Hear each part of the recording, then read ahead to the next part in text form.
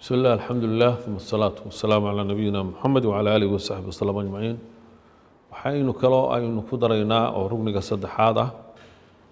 arkaantii iimaanka ama usuusha caqiidada inagoo ka hadlaynaa rugniga saddexaad waxaa la yidhahdaa al-iimaanu bilkutub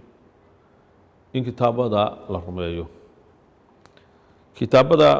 sida loo rumeynaya waxaa weeye qofku waa inuu rumeeyaa muslimka ahi ama muuminka ahi inay jiraan kitaab ama kutub ilaahay samada uu ka soo dejiyey oo ku soo dejiyey qaar ka mida rusushiisa soo dejinta ilaahay uu kitaab soo dejiyey samaawi ah oo qaar bini aadamka ka mida oo ambiyo ama nebiyo lagu magacaabo uu ku soo dejiyey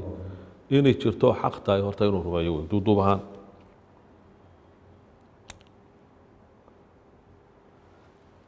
kutubta gaar loo tilmaamay ee la sharxay inay ambiyada qaarkood ku soo degeen inay kitaabo samaawi ah yihiin la sheegayna waa inuu si gaara u rumeeyo oo kutubadaas maxaa ka mid ah suxufi ibraahim wa muusa ayaa ka mid ah kitaab may ahayn weyn oo axkaam xambaarsan waxay ahayn warqado wacdi ah oo nebi ibraahim la siiyey iyo nebi muuse calayhi salaatu wasalaam waan ahayn kitaabadii caadiga ahaa sida towreeda kale oo suuradda la yidhaha suuratu laclaa ama sabix isma ayaa sheegaysa suxufi ibraahiima wa muusa waxaa ka mid ah kitaabada asal ahaan ka soo jeeda xagga ilaahay waa kitaabka towreed la yidhaahdo oo ku soo degay nebiyullaahi muuse calayhi salaam nimanka yuhuudda ayaa sheegta hadda kitaabkaas laakiin way bedeleen waxa hadda ay sheegaanna wax saxa oo lagu kalsoonaan kara maaha haddii waxay kuu sheegaan oo yidhahdaan kitaabkii towreed ku qoran tahay haddii kitaabkiina ay toos u khilaafsan tahay waa wax qaldan oo waa la garanayaa hadday aan la garan karin inay kitaabkiina khilaafsan tahay kale aan ka muuqanin laa tusadiquuhum walaa tukadibuuhum baa leeyahay maxaa yeelay kitaabka wax badan bay ka bedeleen hana rumaynina hana beeninina leeyahay waa dhici karta wax saxa inay uu yahay waxay sheegeen waxaa dhici karta inuu wax beenay inay waxaas yihiin marka kitaab bedeleen weeye laakiin oo sidii uu ahaa ee ilaahay nebi muuse ugu soo dejiyey maanta ma yaallo laakiin asal ahaan inuu xagga ilaahay ka soo degay waa in la rumeeyo muslimiintu way rumaynayaan kitaabka zabuur waa kitaab wacdi iyo waxyaabo fara badan ka koobnaa nebi daa'uud oo culammada reer bani israa'iil ka mida ayaa ilaahay subxaanahu watacaala uu ku soo dejiyey wa aataynaa daawuuda zabuura ilahay baa sheegay zabuur baanu sinu ilaahay subxaanahu watacaala kitaabka saddexaad waxaa weeye kitaabka ku soo degayey nebiyullaahi ciise calayh salaam alinjiil oo hadda ay u yaqaaniin bibaleka ay u yaqaaniin qolyaha kani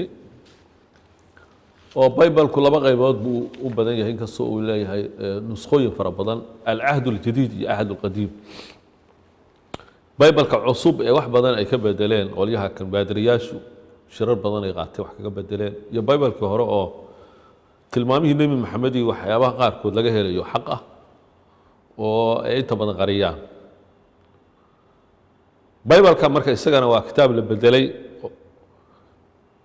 laakiin asalkiisu wuxuu ka soo degay samada nebi ciisuna ku soo degay waana xaq asalkiisu laakiin hadda maanta kitaab bibal yidhaahdo oo lagu dhaqmo oo maaragtay sax ah oo siduu u soo degay ah ma jiro wadaadaab u tashaday oo waqtigii nebi maxamed calayhi salaatu wasalaam la soo saarayey meel loogu hagaagaa la waayey wax xaqa waad ogtihiin sida ay siiradu sheegtay raggii xaq raadiska ahaa maxaa yidhi kitaabyada oo dhan waa la bedel waxaa badan baa baadiriyaashu ay ku dareen ayaa la yaabka waxaa ka mid ah baadirigu in la siiyey mararka qaarkood talyaanigu roma lixdareeyadii shiray baadiriyaashu sheeshay in wadaadka in la siiyey baadiriyaasha awoodda la yidhaahdo warqadda jannada lagu galo dambi dhaafka warqadda dambi dhaaf waa waxyaabo maaragtay ilaahnimo inay sheeganayaan wadaadadii baadiriyaasha waxyaabo khatara ayay ku soo dareen oo diintu waa bedeleen waxaa ugu dambeeyaa kitaabada samaawiga waa kitaabka qur-aanka ah oo kitaabkii ugu dambeeyey ilaahay ku soo degayey khaatib alambiyaa walmursaliin waxa weeye nebi maxamed calayhi salaatu wasalaam kitaabka lagu soo dejiyey kitaabkaas wuxuu kaga duwaya kitaabadii hore kow waxaa la damaanad qaaday in la xifdinayo adduunyada inta la joogo intii dadka mu'miniinta adduunka ka joogaan dad mu'miniin joogaan in la ilaaliyo inna nahnu nazzalna dhikra wa inna lahu lahafidun kitaabadii hore waa la bedelay waa la nasakhay markii dambe markii la bedelay oo wadaado iyo dad baa ku ciyaaray bin aadam baa gacanta geliyay laakiin quraanka hal xaraf laga bedeli kari laayay la had hoos dhig haddii la isku dayo in laga bedelo wiilka toban jirka ah ayaa ku qabsanaya cid bedesha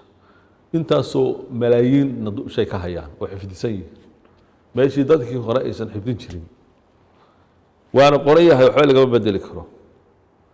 waxaa kaloo kutubadii hore uu kaga duwan yahay isaga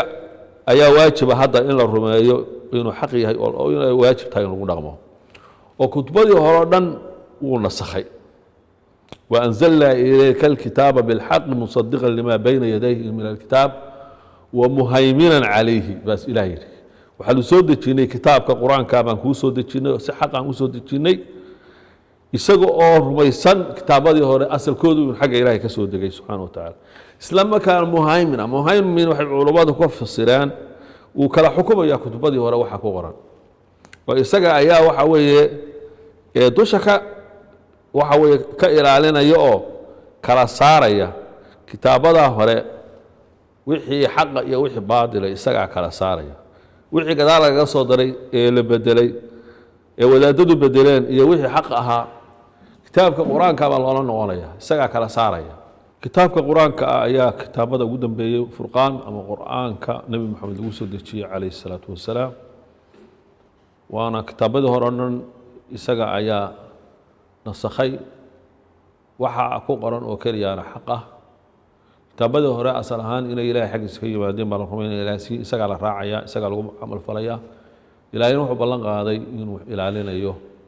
oo sidii kitaabadii hore u dayacmi jireen ama baadiriyaasha ama wadaadadu ay ugu ciyaari jireen u bedeli jireen inaan la bedelayn inna nahnu nazzalna dhikra wa inna lahu lahafidun wuxuu kaloo ilaahay sheegay subxaanahu wa tacaala kitaabadaas hore inuu qur-aanku aqoonsan yahay inay xagga rabbi asal ahaan ka yimaadeen laakiin waxa weeye wuxuu yahay mid markaa kitaabada lagu nasakhay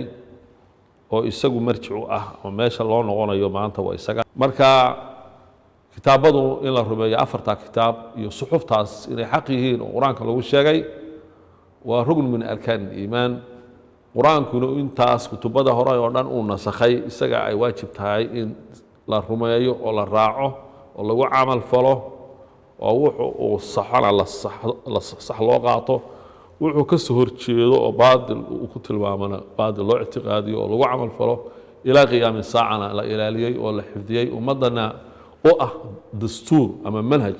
ama meeshii dastuurkooda ka qaadan lahaayeen oo wax walbana lagaga hadlay waa kitaabka quraanka oo loo baahay ummaddu inay kitaabka siday markay xanuunsadaan isugu akhriyayaan oo dawo uga raadinayaan ama ay u baranayaan ama u akhrinayaan sidaas si lamid ah inuu wax camal falan baa loo baahay oo laga dhigto midkii dadku ay ku kala bixi lahaayeen xagga caqiidada isaga loola noqdo xagga mucaamalaadka loola noqdo xagga siyaasadda loola noqdo xagga xeerka iyo qadaha iyo garsoorka loola noqdo xagga qoyska loola noqdo xagga xuquuqda dumarka iyo caruurta iyo qof waliba xaqa uu leeyahay loola noqdo nebi maxamedna waa sii sharaxay calayhi salaatu wasalaam oo xadiistiisa ayuu ku sii faahfaahiyey waxyaabaha qur-aanku duuduubay fiqiga culummada iyo axkaamta lagala soo baxay kitaabka iyo sunnada iyana way sii qodobeeyeen marka diintii oo inoo dhammaystiran maanta ayaanu haysanaa meel kale in loo haqaltaago waxa weeye waxba kama jiraan waman yabtagi hayra alislaami diinan falan yuqbala minhu wa fi laakhirati min alkhaasir diinta islaamka ee kitaabkaasi isha u yahay iyo qur-aan iyo sunnada nebiga sal ly slam meel ahaan qofka diinka raadiya laga aqbali maayo aakhirana ayaan darre iyo khasaare iyo inuu naar galo oo ku waaro oo gaal noqdo ayaa ka dhalanaysa ilaahi subxaanahu wa tacaala kitaabkiisa kuwa ku rumeeya oo ku akhriya ku camal fala ilaahay naga dhigo waxaana leeyahay qur-aanka marka la qeexayo waa hadal ilaahay xaggiisa ka yimid lafdan wa macnan kelmadaha xuruufta iyo macnaha waa hadalkii ilaahay wey ma aha makhluuq sida dadka qaarkood yidhaahdaan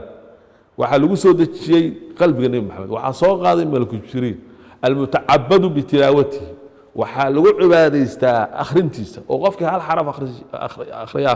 xasana loo qanaya xasana toban baa loogu dhufanaysa nabigu sheegay sala alla alay wasalam waa midkii la isku xukumaya adduunka wixii tagay ka hadlaya wax maanta aynu ku dhaqmayna ka hadlaya wax soo socona ka hadlaya kitaabka qur-aanka oo sidaas inaynu qaadano oo ku camal falno oo weynayno oo si kastaba aynu u weynaynaa loo baahan yahay wabillahi tawfiiq